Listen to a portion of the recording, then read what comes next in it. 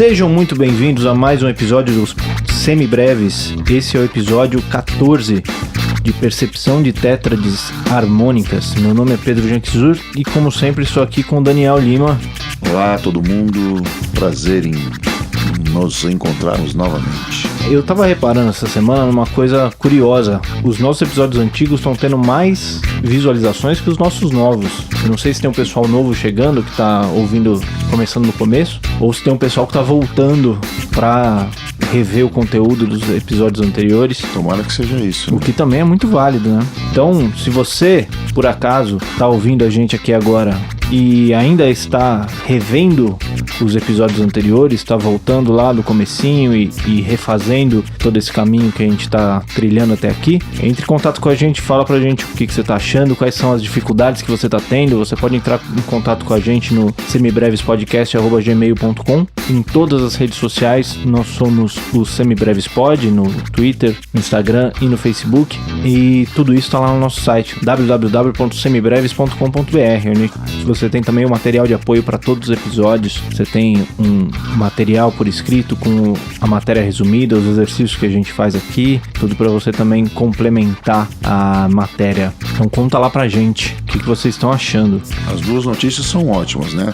Tanto se você é um novo ouvinte e está aumentando a nossa audiência, aumentando a nossa penetração junto à comunidade aí, né? Ou se você efetivamente resolveu reouvir os episódios e reforçar os conceitos. As duas coisas são fantásticas, renovam nossas esperanças na humanidade.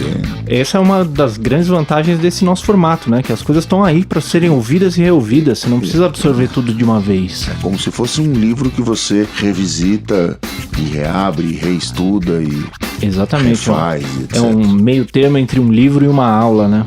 É isso mesmo. Inclusive tinha um pessoal na minha época de faculdade que gravava as aulas, né? E ninguém nunca mais ouvia nunca ouvi alguém que ouvia as aulas que gravava. Posso imaginar. Né? O que a gente tá fazendo é quase isso, gravando as nossas próprias aulas. Pois é, eu tenho alunos online que fazem isso, né? Gravam com a videoconferência. Não sei o que eles fazem com isso depois, mas, né? Enfim, espero que eles reouçam e revejam e reusem. Uma das ideias da gente fazer isso aqui, inclusive, é isso, né? Servir como material de apoio para as nossas aulas. A gente poder servir de referência, passar para os nossos alunos. Não precisa ficar dando as mesmas aulas toda vez, né? Para que as nossas próprias vítimas já tenham lá um materialzinho de apoio e fiquem satisfeitos com isso ou usem isso na sua vida cotidiana, etc. Isso aí. Então, se você está chegando agora, muito obrigado por estar aqui conosco. E se você está voltando e ouvindo os anteriores, muito obrigado para cada episódio que você reouve. Cheio de obrigados aí. É isso mesmo. Nós somos extremamente gratos, ficamos extremamente felizes com a presença de vocês, principalmente quando vocês voltam, indicam para os amigos e mostram para os alunos e etc, etc. Isso aí. E falando em contato em redes sociais, lá no Instagram, normalmente a gente costuma fazer alguns exercícios durante a semana, reforçando a matéria. Essa última semana, que foi a do episódio 12, falhou, na verdade. Não conseguimos colocar os nossos exercícios semana passada. Essa época do ano começa a ficar meio atolado de trabalho para nós dois aqui. Então pode ser que a gente não consiga manter essa mesma regularidade, principalmente nas redes sociais, que precisa de um contato mais diário. Apesar de nós sermos músicos e não trabalharmos, né? Trabalho foi com uma certa liberdade. Liberdade poética. Licença poética para essas coisas de trabalho, né? Mas é verdade mesmo, a coisa vai ficando... Todo mundo quer fazer tudo ao mesmo tempo no final do ano. As audições, os eventos corporativos, as festas de encerramento, todo mundo quer casar no final do ano. No fim das contas, março ou maio não é um mês de noiva, coisa nenhuma. Mês de noiva é quando sobra o 13º do cara e o cara vai lá e investe na festa de casamento, né? Aí a gente vai lá tocar na festa deles com o maior prazer, com a maior alegria. Afinal de contas, casar é muito bom, fazer festa é melhor ainda. Contratar música ao vivo, então, é espetacular. É isso aí, mas faremos o possível para continuar colocando para vocês esse material toda semana lá no Instagram também. Siga a gente lá no Instagram, que é um ótimo recurso também para você continuar treinando durante a semana enquanto não tem episódio. E como parece que tem gente fazendo, você pode voltar e ouvir os anteriores também, nesses nossos hiatos entre uma terça-feira e outra. Você vai lá e vai revisitando as matérias anteriores. Revisite o conteúdo, pratique nos sites e no conteúdo de apoio, nas nossas sugestões, use os seus aplicativos, pratique, use as fontes múltiplas. Nós não vamos cansar de dizer isso. Isso aí. Então, falando em matéria, vamos para a matéria dessa semana. Agora é a hora. Então, na semana passada, a gente pegou as 4 tétrades que surgem da nossa escala maior. Então, a tétrade maior com sétima maior, maior com sétima menor, ou tétrade dominante, a menor com sétima menor e a meio diminuta, que é a tríade diminuta com a sétima menor, e nós fizemos exercícios de percepção auditiva de forma ascendente, ou seja, tocando uma nota depois da outra, da mais grave até a mais aguda. Na nossa vivência musical, não é assim que a gente costuma ouvir as tétrades com maior frequência. A gente costuma ouvir esses acordes de forma harmônica, ou seja, todas as notas tocadas ao mesmo tempo. Então é isso que a gente vai treinar hoje. A gente vai treinar a percepção auditiva das tétrades harmônicas. A gente vai fazer inicialmente essas 4 famílias que a gente já fez na aula passada e no que a gente chama de posição fundamental e fechada, ou seja, você vai ouvir na ordem tônica, terça, quinta e sétima, com as vozes distribuídas dessa forma. E isso funciona mais ainda como uma exposição didática. Você vai ver que na vida real o buraco é mais embaixo, né? Você vai ter distribuição de vozes de mais formas, né? Você vai explorar isso de N formas diferentes e nós vamos falar sobre isso a contento, né? Mas por enquanto nós vamos ficar com a posição didática só para você começar a sacar o sabor e o cheiro e a cor de cada uma dessas tétrades harmonicamente. Da mesma forma que a gente segue essa linha didática de perceber primeiro as tétrades ascendentes para depois vê-las harmonicamente, da mesma forma a gente começa com elas na posição fundamental fechada, depois a gente começa a ver as posições invertidas, depois a gente começa a ver as posições abertas, e assim a gente vai criando esse nosso vocabulário auditivo e o nosso vocabulário musical também, que é pra gente utilizar no nosso instrumento e no nosso fazer musical de uma forma geral. Mas a gente tem que começar de algum lugar. Começamos então das tétrades em posição fundamental fechada. Muito bem. Então vamos lá, Pedro. Vamos abreviar as nossas delongas e vamos direto ao conteúdo. Comecemos então, vou aqui tocar e você vai reconhecer naquela nossa praxis diária. Vamos nessa.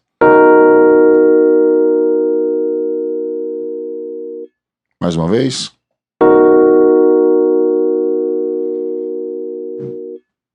De novo.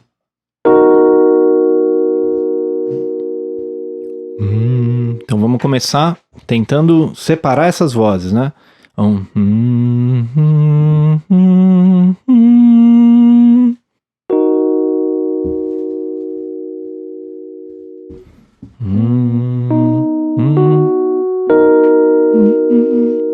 Né? E a partir daí a gente começa a analisar esses intervalos. Então, é uma terça maior, uma quinta justa,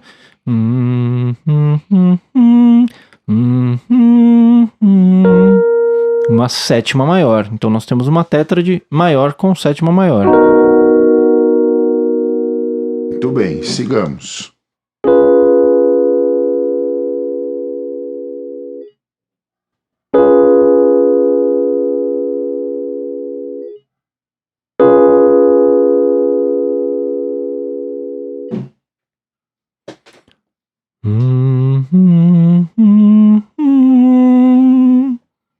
Vale uma repassada.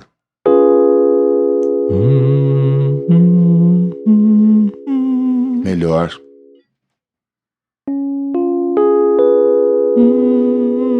A primeira coisa que me saltou no ouvido foi essa sétima menor, né?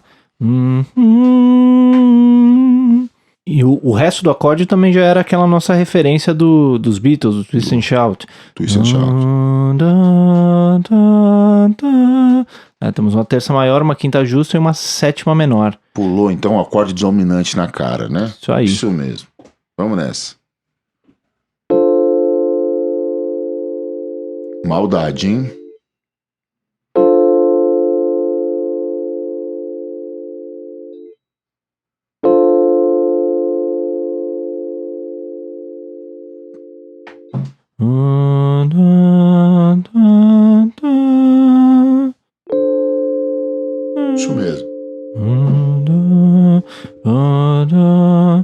temos uma terça menor.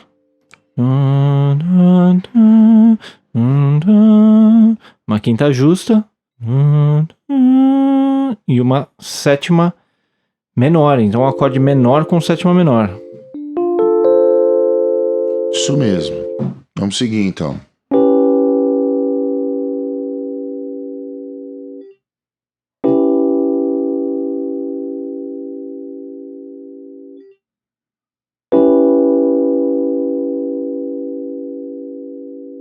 Vale dizer aqui, gente, que o Pedro não cola, viu? A gente não combina os acordes antes e nem ele olha pra minha mão no piano. Ele fica concentrado tentando fazer o exercício de verdade mesmo. Isso vale... Sei que vocês não estão vendo, mas eu quis deixar isso claro. Tá rolando, não tem roubadinha, não. Até porque o que é mais difícil não dá pra roubar, né? Que é o cantar. Exatamente. A afinação, né? Eu fico até concentrado pra pegar todas as notas, ouvir todas as notas do acorde para eu conseguir cantar com o mínimo de desafinação e poupando os ouvidos de todos. Esse é o processo mesmo, né? Às vezes você fechar o olho é a coisa mais indicada. Você vai lá e se concentra no outro sentido, né? Na audição. Você consegue perceber nuances mais claras do que se você tivesse com a visão ligada. Você fecha um dos seus sentidos para você usar essa banda mental para o máximo possível para sua audição, né? Exatamente. Põe lá onde interessa efetivamente. Ou botar o esforço onde interessa. Esse é um truquezinho, né? E lembrando que a gente esqueceu de falar no começo, mas o melhor jeito para você acompanhar esse episódio é ir fazendo a mesma coisa que eu tô fazendo aqui. Então, enquanto o Daniel está tocando, você vai também se concentrando em cada uma das notas e tentando descobrir qual é o acorde. E se até a terceira execução você não pegar, pausa o episódio, volta, ouve de novo e tenta chegar na resposta antes de ouvir a nossa explicação aqui.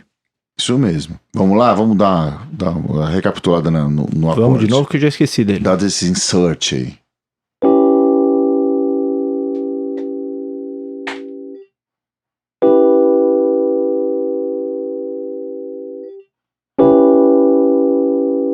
Bora lá.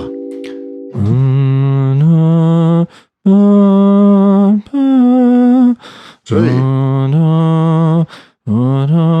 Então temos uma terça menor. Temos um trítono.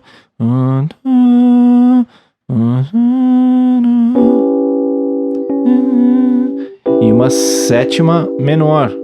Então, uma tetra de meio diminuta. Perfeito. Menor com quinta diminuta e sétima menor. Sigamos.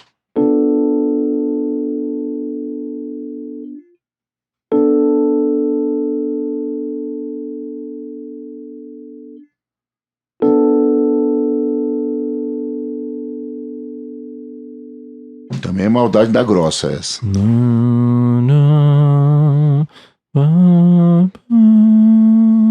Tocar de novo.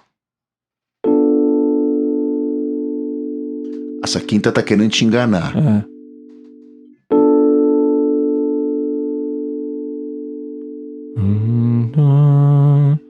A terça eu peguei. A terça é terça menor. Isso.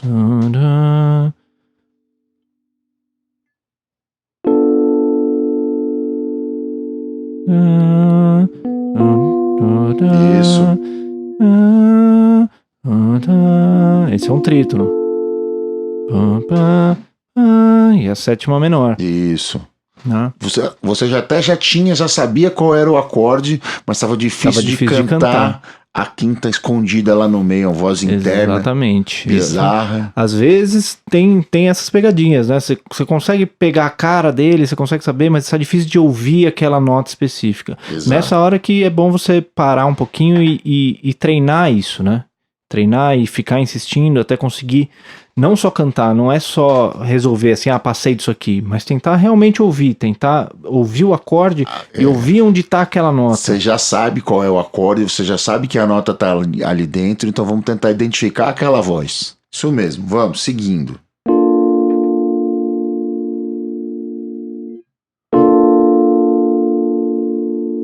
Mais uma vez.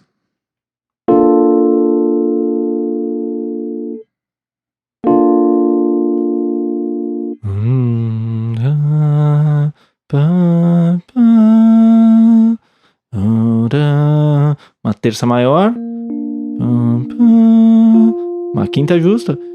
Pá,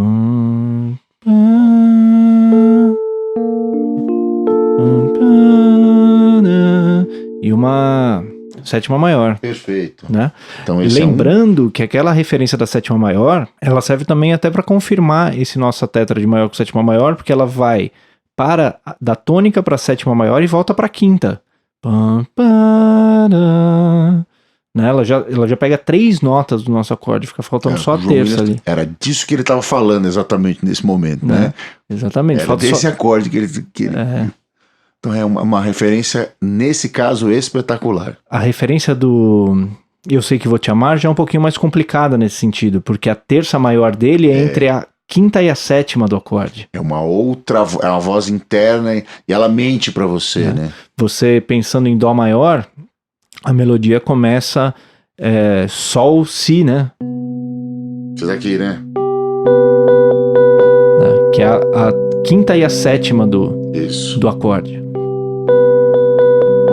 Como bom bossanovista, né? O Jobim botava a melodia nas upper structures lá, né? Na sétima, na nona, na 11ª. A Garota de Ipanema, que é uma das melodias que todo mundo conhece, todo mundo canta, etc. Nona, né? Ela começa na nona, né? A primeira nota é a nona do acorde. Ele não tá pra brincadeira, não. Então essa coisa de precisa ser melodia simples pra todo mundo cantar, não é?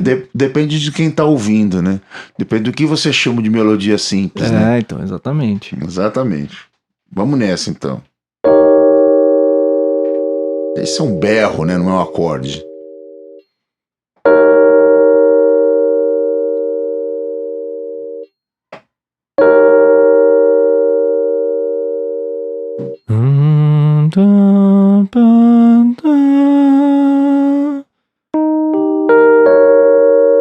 A tônica balançou um pouco, né? Vai de novo. Perfeito, agora sim.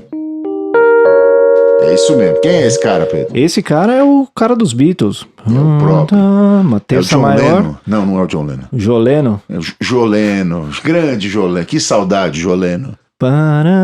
Temos uma terça maior. Uma quinta justa.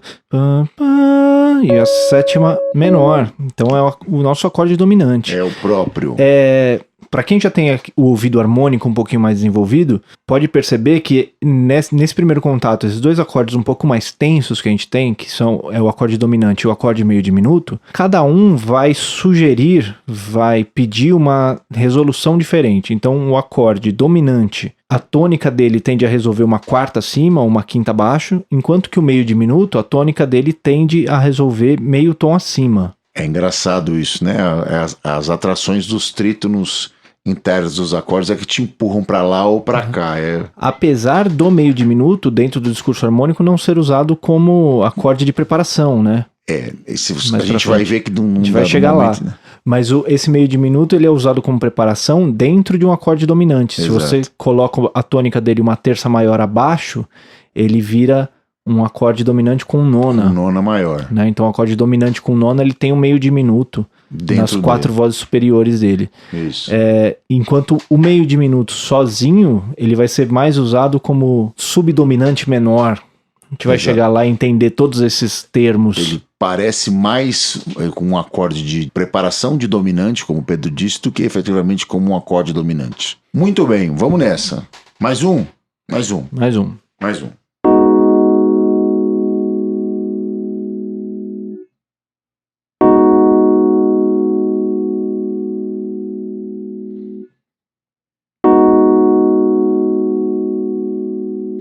Rolou um Tears for Fears aqui agora. Tias Fofinhas? Eu nunca tinha pensado nisso. Eu não toco essa música agora que eu percebi que é esse acorde mesmo. Perdi a tônica dele.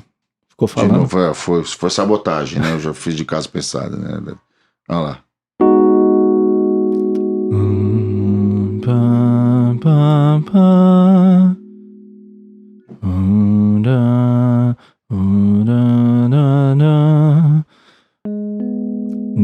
Nessa referência já pegamos as 3 primeiras notas. Isso aí, já passamos pela tônica, terça e pela quinta justa desse acorde. Que só não sobra a sétima menor, né?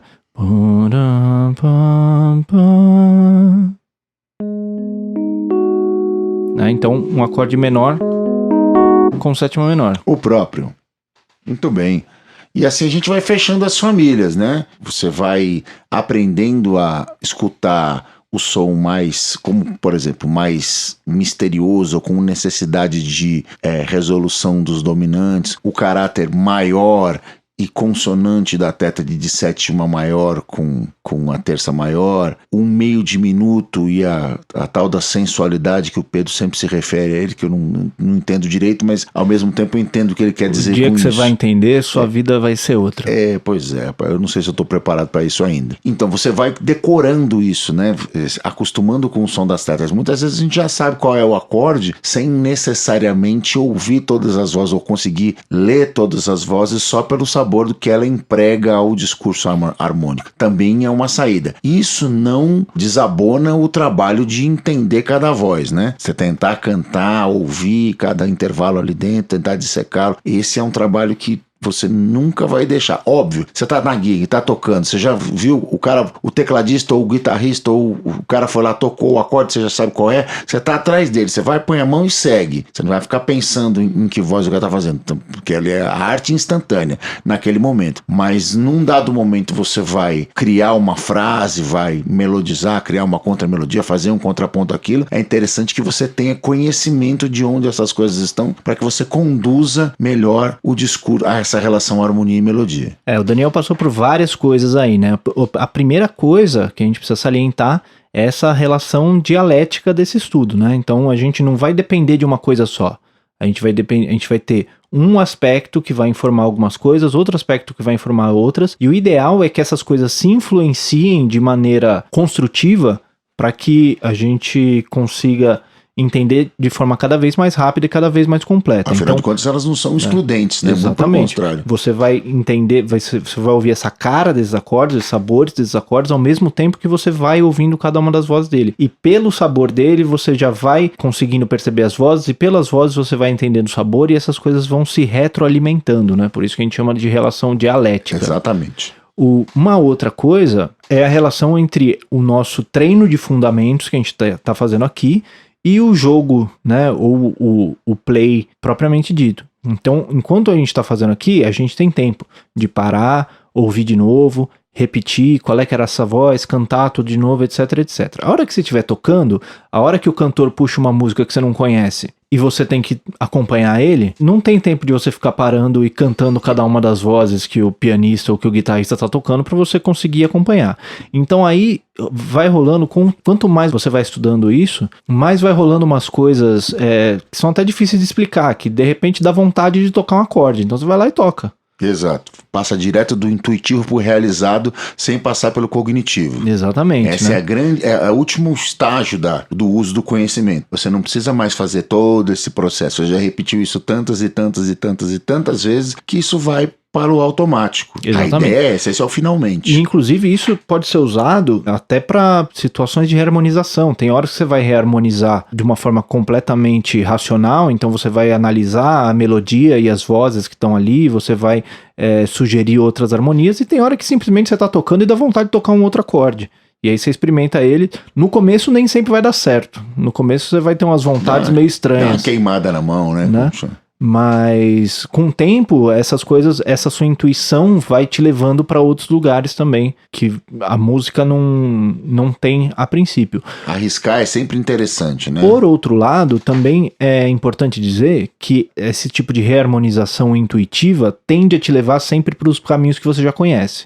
Porque são as coisas que já estão dentro do seu repertório. Você só tira de lá de dentro algo que você já pôs antes, né? Então, para ter essa construção musical de você sair dessa sua zona de conforto, dessas coisas que você já está acostumado a tocar, é importante ter o estudo organizado e o estudo consciente de todas as estruturas musicais também. Sem dúvida, isso faz com que o seu repertório, o seu arsenal de coisas que você conhece e domina aumente. Logo, o seu ouvido interno, a sua intuição é alimentada pelo cognitivo, você cria uma simbiose interessante. Isso não quer dizer também que você não pode pegar isso de outras formas, ouvindo outros tipos de música, ouvindo tentando sacar outras coisas e etc. E vendo relações que as outras pessoas usam. Também é uma forma de aprender. Mas a melhor maneira ainda é aprender, passar isso pelo cognitivo, tentar explicar essas relações e aumentar o seu arsenal de soluções para esse tipo de coisa. A melhor maneira, na verdade, é todas, né? Sim, sempre todas. Todas. Qual você escolhe? Eu escolho tudo. E o que se relaciona com a nossa missão aqui, né? A gente está aqui levando esse conhecimento organizado de forma acadêmica, tentando levar para o maior número de pessoas possível, mas nós também não somos adeptos do academicismo puro e simples. A gente é adepto de aprender a linguagem acadêmica para que ela seja aplicada no mundo real e para que ela nos leve a fazer música cada vez melhor, né? Todos nós. Isso mesmo. Lembrando também, gente, que isso aqui que a gente está fazendo, esses nossos exercícios, esses nossos episódios de percepção, eles são uma exposição de um conceito, eles são uma amostra de como se estuda isso. Eles não são um roteiro completo de tudo que você precisa, porque não dá para fazer isso em 20, 30, 40 minutos do tempo que nós temos em cada episódio. Não é suficiente para você estudar percepção num episódio de 40, 50 minutos que seja. Portanto, novamente, outra vez, não cansamos de dizer, continue estudando isso no seu dia a dia, seja nos sites que nós colocamos na descrição, seja em aplicativos que você tenha no seu celular, seja você se juntando com um amigo e tocando, vocês revezando, um toca e o outro analisa e revezando e etc, né? Tocar com outras pessoas e estudar com outras pessoas é sempre um exercício muito bom também, sempre um exercício muito interessante que tem faltado hoje em dia, né? O pessoal tá muito preso no Instagram e tocando pouco com outras pessoas, então se junte com outras pessoas, forme bandas, grupos de estudo, etc. E toque. Toque muito. Toque todo dia. Exatamente.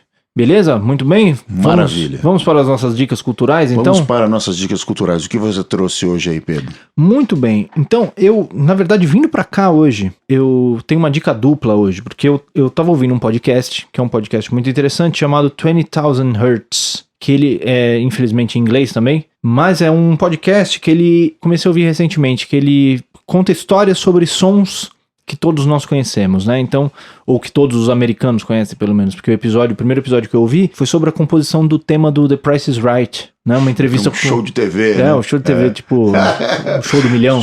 Ou como é que chama aquele outro do Silvio Santos lá? O Roda. Qualquer coisa desse jeito, isso. Assim.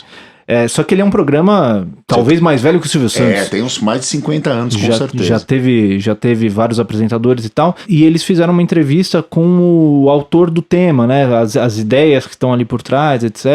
A história de como ele compôs e tudo isso. E o dessa semana é sobre o que eu quero falar. O que eu ouvi essa semana, não sei se é dessa semana, na verdade. Que é o do Virtual Choir, o coral virtual. Você já viu isso aí? Não sei o que é. Tem até um TED Talk com o autor disso daí, que é o Eric Whittaker, que ele é um compositor de música erudita. Enfim, ele conta toda a história nesse episódio, mas ele faz um coral virtual. Ah, que legal. Então ele disponibiliza as partituras com uma guia de piano e um vídeo dele regendo o coral sem música. Que fantástico. E aí você grava na sua casa, né, a sua voz, seja você baixo, tenor, soprano, contralto, e aí todos os vídeos que ele recebe, ele inclui no coral. Que bacana. Então ele faz vídeos com corais de milhares de pessoas, o que possibilita coisas que a gente não consegue com um coral normal, né? Muitas vezes ele tem trechos da música dele que tem acordes de 14 vozes. Fantástico. Olha que ótimo treino de percepção aí.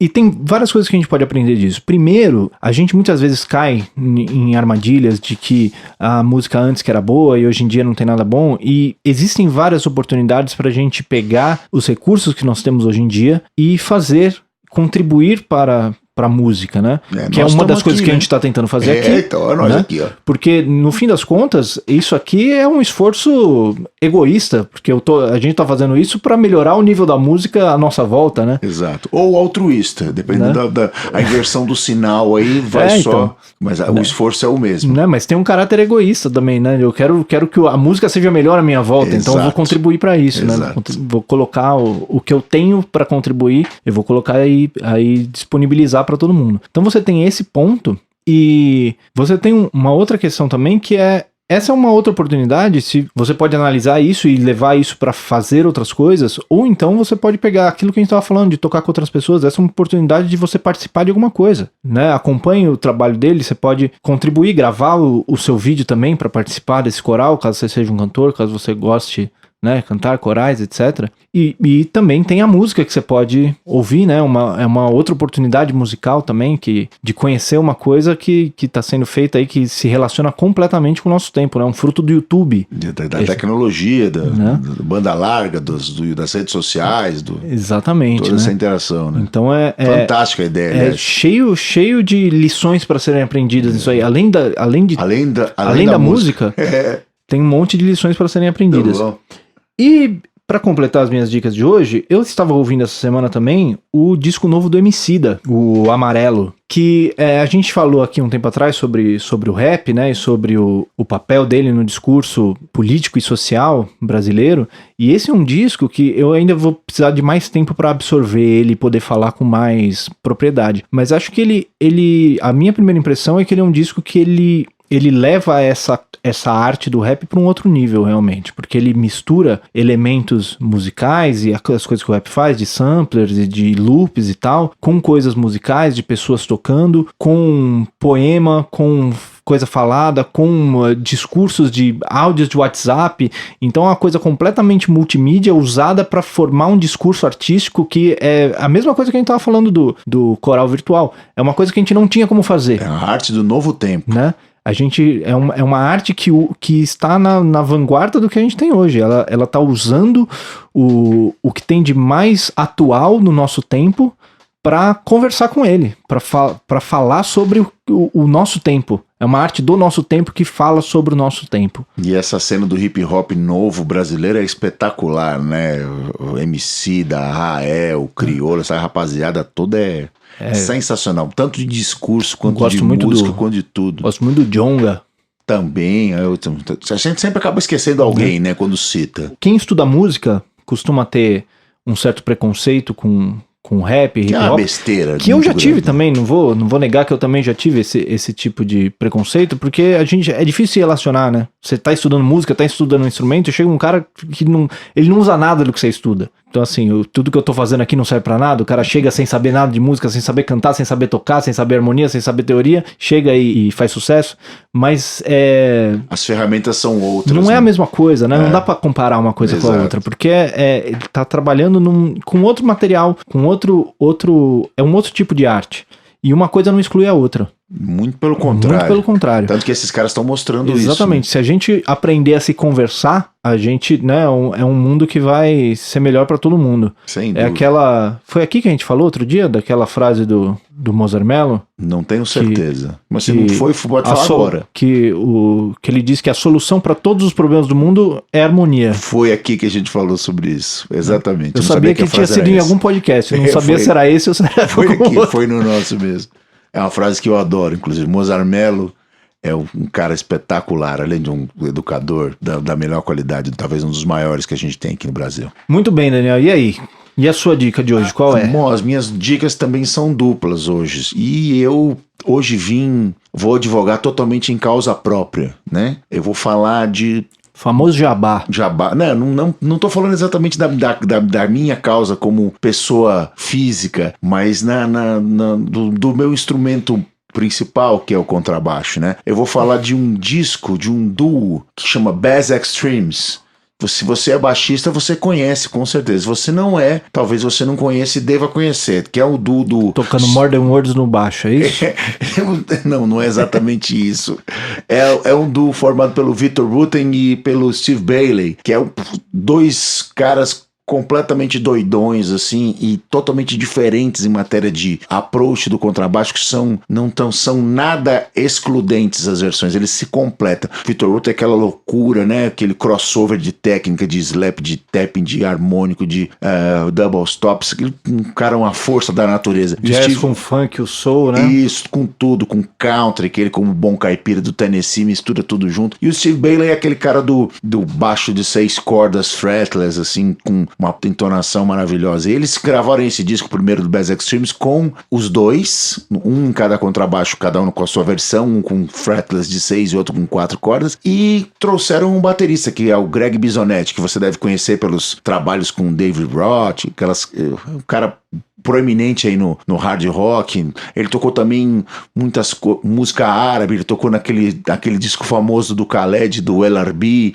É um cara que transita aí por diversas praias, grande baterista. Teve aqui no Brasil, numa dessas Expo Musics, há uns 10, 12 anos atrás, fez um solo de bateria espetacular sobre o hino nacional também. É um grande, grande instrumentista. Então, Bass Extreme, se você não conhece, é um CD que vem engastado dentro de um livro com todas as partituras para você tocar aquelas músicas. É um negócio fantástico. Eu tenho a minha edição aqui, já tá velhinha, né, que eu já tenho há uns mais de 15 anos, acho que mais de 20 anos, mais de 20 anos. E eu viro e mexe, vou lá e volto. E a minha segunda dica, ainda no universo do contrabaixo, é também um livro da grande editora Lumiar, chama Bass Solo, do não menos importante Nico Assunção. O que é a editora Lumiar? A editora Lumiar é a editora criada pelo falecido e saudoso Almir Shediac, que trouxe, tinha como filosofia lançar em português grandes obras de apoio à didática musical brasileira. Então ele fez um monte de songbooks, livros de arranjo, livros de teoria de harmonia e improvisação, e ofereceu para alguns instrumentistas a possibilidade de mostrar a sua didática. E o Nico coloca lá no Bass Solo, nesse livro dele, que vem com um CDzinho também, com uns playbacks muito interessantes para você improvisar e tal, etc. É uma espécie de a arte da improvisação do Nelson Farias, só que uma versão contrabaixo, assim. Apesar disso, mesmo que você não seja contrabaixista, é muito interessante você olhar a visão que ele tem, que ele é muito particular, assim, muito diferente de tudo que as pessoas costumam olhar. O approach dele para o uso das escalas pentatônicas, dos modos gregos, dos pequenos arpejos, a própria construção do fraseológica dele. Ele é, assim, em matéria de desconstrução da didática, o Nelson Farias é muito mais passo a passo, muito melhor construído, assim. O Nico, ele é mais doidão, assim, mas é tão interessante quanto. Se você tiver a fim de entrar no universo dele, no universo da linguagem de improviso dele, vale muito a pena. Bass Solo, Nico Assunção, editora Lumiar. De uma forma geral, sempre que você tem um livro ou qualquer tipo de material focado em improvisação, em harmonia, etc., não se preocupe muito com o instrumento que ele foi escrito, porque ele vai servir para o seu instrumento. Exato. Também, né? A gente está falando nesse nível a gente está falando de música, a gente não está falando de técnica. Qualquer material que não foque na técnica de um instrumento específico, você pode utilizar no seu também. Então, vale a pena. E esse, inclusive, é um jeito muito interessante de você trazer linguagens diferentes para o seu fugir instrumento. Dos seus clichês, né? Porque cada instrumento vai ter as suas facilidades. E aí você buscar em outros instrumentos a facilidade do outro instrumento vai ser a dificuldade do seu. E aí você vai buscar um fraseado que é um pouquinho alienígena, que vai te trazer coisas, te tirar dessa zona de conforto, né? É isso mesmo. Uma coisa que eu esqueci de mencionar, que não poderia passar em branco, né? Essa nossa veia nerd desse nosso podcast, que no Virtual Choir, ele tem uma música sobre o Deep Field do Hubble, que é uma foto do Hubble sobre o espaço profundo, né? Que mostra várias galáxias e tal. Que é uma foto que vale a pena dar uma olhada e dar uma pesquisada do que se trata. E ele tem uma música sobre essa foto, no qual ele usa esse, não é só pro coral, tem orquestra e tal, mas que ele usa também esse coral virtual para fazer essa música, então vale a pena. Muito bem, não conheço, conhecerei. Muito bom. Então este foi mais um Semibreves, nosso episódio 14 de percepção de tétrades harmônicas. O Semibreves tem a apresentação de Pedro Janquizur e Daniel Lima, produção de Pedro Janquizur e Daniel Lima, edição de Pedro Janquizur e consultoria técnica de Marco Bonito. Muito obrigado a todo mundo que ficou até aqui com a gente e até semana que vem. É isso aí, gente. A gente se ouve por aí. Muito amor para todos. Valeu.